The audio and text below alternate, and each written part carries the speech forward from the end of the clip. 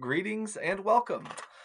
So this morning we had a lesson out of John chapter 13, and we looked at the example of Jesus washing the feet of the disciples. And in that example, we made a couple of points. One of those points was that the passage begins by saying that Jesus loved those who were his own, and he loved them to the end. That's verse 1. And then after this wonderful example of foot washing, Jesus kind of moves from that to equating what he's just done with for them. The self-sacrifice and humility that it took to wash their feet is the same type of mindset, by the way, that it's going to take to go to the cross for them. It's a mindset that puts others completely above yourself, even those who are undeserving. And that's such a radically new way of loving people that Jesus actually calls this a new commandment. And he says, the love that I have for you and that I show towards you in these types of things, that's the love that I want you to have towards one another. So much of the Gospel of John is trying to get the disciples and followers of Jesus to be indwelt with the love that he has for people so that we can be a loving, united group. Just like he is with the Father, so we can be with one another. That's a hard thing to do because we all have different opinions and we all have different experiences and we all have different stories. But one of the things that can unite us is loving service. You don't have to agree with someone to serve and be kind. You don't have to, always appreciate what other people think or do in order to be kind and to serve. And that's kind of Jesus's example, with Judas or with Peter. And so the first thing we talked about is how this story from beginning to end is shaping the way we're supposed to view love. The second thing we talked about is the very high Christology in the Gospel of John. The fact that Jesus is not just a very powerful prophet, he's not just a wise man or a sage, he's not certainly just a carpenter or a man, but Jesus is in fact from the very beginning equated with the God of Israel and is said to be the embodiment of the God of Israel.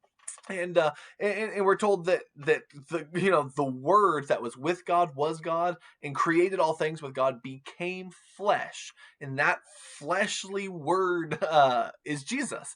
And Jesus walked around saying the types of things that God says and doing the types of things that God does. In chapter 5, Jesus explains it in rather lengthy detail, the ways that he is like the Father and the way that they are equal with one another, because he's actually accused of that in John 5:18. They wanted to kill Jesus not only for breaking the Sabbath, but for calling God his own Father, thus making himself equal with God. And Jesus goes on to respond to that, not by saying, no, no, no, you misunderstood me. I'm not equal to God. He instead gives a bunch of ways that he is equal with God. And then he gives a bunch of witnesses who will testify to the fact that he is equal with God, like John the Baptist, or the very works that Jesus does cry out of his equality with God, or the Father himself, or the scriptures themselves. And so, like, you go through and there's so much in there about Jesus being, one with the Father, or being the I am, or if you've seen Jesus, you've seen the Father. You also see each of these signs shows something remarkable about Jesus, that he is the new wine, or that he is the light of the world, or that he is the resurrection and the life. But when you get to John 13, he does this demonstration and it shows something else about him, which means it also shows something else about God, which means it shows us something about love, which is the God we serve is not only great and powerful and wonderful and majestic and mighty, the God we serve is also humble and loving and a servant. The God we serve is the one who will get on his hands and knees and wash your feet. If God will do that for you, if God will do that for Judas, certainly we can towards one another. And certainly we can towards people who are our own Judases. So then we talked about the idea of who is your Judas? Who is it that would be the hardest person for you to wash their feet and why? What makes it so hard for you to wash their feet? And then we also kind of concluded by talking about some practices. I think it's very likely that, and everyone does this, myself included, we get into unhealthy habits and unhealthy practices that continue to confirm that we are right and others are wrong. And the more confirmation we get, the further the divide goes between the smart, good people and the wrong idiots or the wrong, evil people. And the further you go, I'm telling you, the harder it is to look at the people way over there who are so different than you, so opposite from you, and to still have the mindset of Jesus towards them, to still be a foot washer towards them, to still be willing to die for them, to still love them. And I don't just mean like in word only. Sometimes people will say, you hate the sin, but you love the sinner, but they don't actually even love the sinner. They define the sinner by the sin, and that's all that they see when they look at that person. So they might use the word that they love, but it doesn't seem like it because they don't serve them, they're not kind to them, they insult them, they dehumanize them. None of those are acts of love. If you're insulting and ridiculing and saying cruel things that devalue and dehumanize another person made in the image of God because they disagree with you on something, even if you think it's outlandish what they believe, which it might be, there are humans who believe outlandish things. Like, each of those is a way of denying that they really are people created in God's image.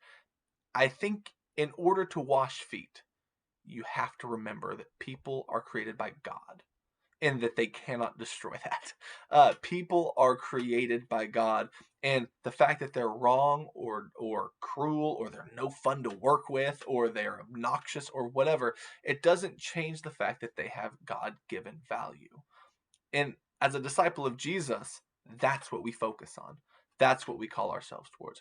And so we it was a call to maybe perhaps evaluate our habits. If we do things that make it harder for us to live like Jesus, if we do things that so warp our view of people that it becomes really, really hard to love the way Jesus does, perhaps we ought not do those things. Whether you're talking about social media, or you're talking about groups of friends you get together and gossip with, whether it's even articles you read or books you read or news sites you go to or whatever it is, don't habitually practice things that make it harder to love your enemies.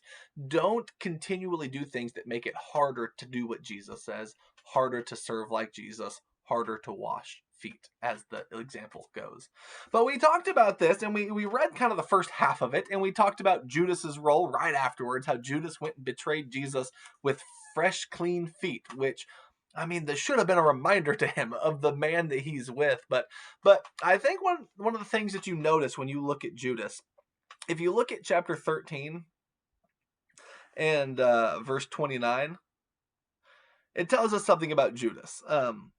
When Jesus gives him the morsel and says, whatever you do, go do quickly.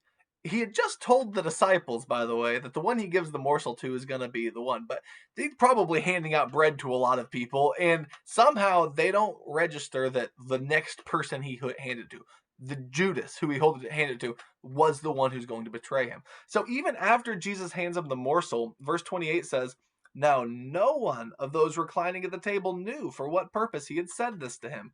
For some were supposing, because Judas had the money box, that Jesus was saying to him, buy the things we have need of for the feast, or else that he should give the money to give something to the poor. So they're thinking best intentions for Judas.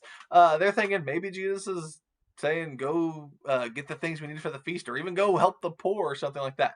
But you notice there that Judas was the one who had the money box. Judas was the one who supposedly should have been the trusted one who had the money and they could go to for help with things. And Judas did seem to care about money. When you look back at chapter 12 and verse 4, after Jesus is anointed with oil by Mary and with costly perfumes, it says, but Judas Iscariot, one of the disciples who was intending to betray him, said, why was the perfume not sold for 300 denarii and given to the poor? So notice Judas very concerned about the poor, right? No, that's not his problem here. He's thinking we should have sold the perfume instead of giving it to Jesus. Sell it and have the money. Judas likes being the one who's in charge of money. His habit is thinking a lot about money, and he put himself in a position where he would have opportunity and reason to think about money. He was the one who seemed to take care of the money with the disciples. He was the one who had the money box. So when he sees things, he starts immediately thinking about facts and figures and figuring things out. He says, this could have been a lot of money, could have helped a lot of poor people. But then verse 6 says, now he said this not because he was concerned about the poor, but because he was a thief, and he had the money box, and he used to pilfer what was put into it. So here's Judas. He has a problem, and it makes it hard for him to act like Jesus. He seems to love money a lot. And that money drives him to steal from the money box. He knows he shouldn't steal from the money box, but his love of money is so strong, it's really hard for him to resist that temptation. So, do you think it's wise for Judas to put himself in a position where he's the one who's always with the money? Probably not. If you know that you have a weakness in something, doing something over and over and over again that puts you in a place to act upon that weakness is a really dangerous thing to do. And it usually escalates. It starts with Judas taking a little bit of money here. Then he starts seeing people being kind to Jesus and thinking they shouldn't do that. They should just give us money. And then all of a sudden he gets the opportunity where he can make a little bit more money, but he has to betray Jesus. And over again, he ends up like succumbing to this lust for money that he has. And it ends up taking over. And it ends up being the driving force in the decisions, causing him to even abandon and reject and deny and betray Jesus. Now, money might not be your weakness. Perhaps it's hard for you to love your enemies. Perhaps it is hard for you to be sexually pure. Perhaps it is money. Whatever it is, I think we need to be aware of our strengths and our weaknesses. And don't try to always be the tough guy who says, I know I love money, but I can still handle the money box. I know I have a problem with lust and a problem with pornography, but I can still get on the internet late at night by myself and I'll just do the right thing this time. Or, I know that I have a hard time with my temper and I know that I shouldn't think the bad things about people that I do, but I'm wondering what those people did this time. And we turn on the news or we go to our favorite site or we get on social media and all of a sudden we do all the things that ramp up our dislike towards people, or we do all the things that cause us to again and again and again fall into sexual sin, or we do things that cause us to act upon our greed over and over again. And when you're doing that, I think that's part of what Jesus is talking about during the foot washing. When he says, and you're all clean. Well, not all of you. There's one who's holding on to something and he's unwilling to let it go. I think Judas is holding on to greed and he's so unwilling to let it go that he keeps the money box. He pilfers from the money box. He wants them to get contributions, and instead of giving it to poor, he could take it and keep it for himself. And this is taking over him, and it's made him impure. It's made him unclean. And that's why chapter 13 and verse 12, Jesus says, he who is bathed needs only to wash his feet and is completely clean. And you are clean, but not all of you. For he knew the one who was going to betray him. And that's why he said, not all of you are clean. And so Jesus, talking about Judas, is saying, there's one of you who's holding on to things. And you're planning things. And you keep putting yourself in this position. And you're about to act on it. And because of that, I have one of you who's not clean. Then he continues washing their feet. Verse 12 says, and we didn't read this part this morning. And when he had washed their feet and taken the garments, he reclined at the table and he said to them, do you know what I have done to you? That's kind of an odd question, unless perhaps there's a deeper meaning to it, which in John there always is. But the obvious answer would be, yes, you washed our feet.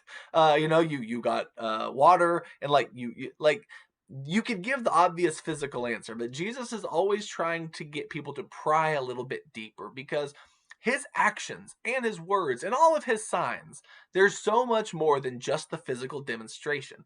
There's layers and levels that go deeper and deeper and deeper of the spiritual meaning behind the things that he's doing. And this is one of those instances where he tells us what he's doing. Verse 13, he says, you call me teacher and Lord, and you are right, for so I am. If I then, the Lord and teacher, wash your feet, you also ought to wash one another's feet. Remember verse 34, a new commandment I give to you, that as I have loved you, even you also ought to love one another. What I do for you, you do for one another. The love that Jesus has towards them, they ought to have it for one another. The service that Jesus has towards them, they're supposed to have it towards one another. Verse 15, for I have given you an example that you should do as I did. Truly, I say to you, a slave is not greater than his master, nor is the one sent greater than the one who sent him. If you know these things, you are blessed if you do them. So, if you look at the world, the master is greater than the slave. The one sent is not superior to the one who sent him. But that doesn't mean that the servant is the one who does all the service and the master is the one who sits, up on his throne and is served all day. That certainly isn't the attitude that Jesus had when he came to this earth. And that's the attitude that he's trying to reverse and trying to flip. You have someone there like Jesus who has never sinned. He is Lord. He is teacher. He is the very Son of God. He is the embodiment of God himself. And you have Judas, who is very human. He has a lot of very human mistakes. He is overcome by greed. I think he's often confused and frustrated by the things that Jesus is doing. And he has an opportunity where, according to chapter 13, verse 2 and chapter 13 and verse 27, he has an opportunity to deal with the devil on something which will actually get Jesus betrayed and crucified. You have polar opposites there. And yet, Jesus is the one who's willing to serve the other. I think we are called, as Christians and as followers of Jesus, to imitate this type of example. He's given us an example that we should follow in his steps. Be people of service, and don't be above serving. There are some jobs that are not fun to do. There are some jobs that, the world would tell us, oh, those are degrading jobs. You don't have to do that. You're too important for that. Or, those are for people who are lower on the scale, and we're up higher. We're up high on the ladder, and they're lower. And we kind of look at jobs, and we look at service, and we look at acts that you can perform, and we rate them based on these are the more prestigious ones and these are the less prestigious ones. And I think a lot of times our scale is completely backwards. Here's the reminder. It's central to understanding the kingdom of God. It's central to understanding how the crucifixion was actually a victory rather than a failure. And it's crucial to understanding why the Lord and teacher is the one who washes feet. In God's kingdom, in God's reign, in God's world, those who serve are the greatest, and those who are served are the least. It's those who are willing to humble themselves who become great, and those who make themselves great who will be humbled. This reversal is repeated throughout Scripture, it's repeated in the ministry of Jesus, and it's repeated throughout the New Testament. And it's a hard one to wrap our heads around. It's a hard one for me to wrap my head around. I tend to, when I'm on autopilot, just go back to, the way that the world works. And you think, well, this is the way the world works. But the way the kingdom works is not always the way the world works. And sometimes it's important to get out of autopilot and to actually remember what matters and who matters and how service actually is what the kingdom is all about. I love you, and may the love of God be with you.